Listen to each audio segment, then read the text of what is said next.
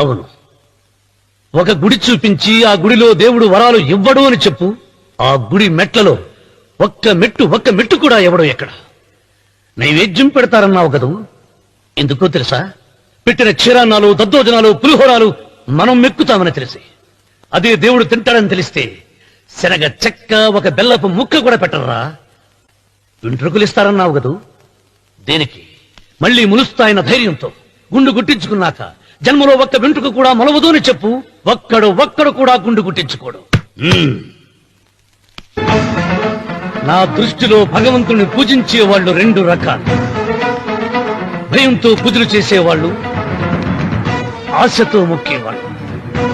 పాపం చేశాం, ఆయనకు దండం పెట్టి చేసిన పాపాన్ని ఏదో ఒక రూపంలో హుండీలో వేసేద్దామనుకునే వాళ్ళు మొదటి రకం. మొక్కితే ఏదో దక్కుతుందని ఆశపడేవాళ్ళు రెండో రకం.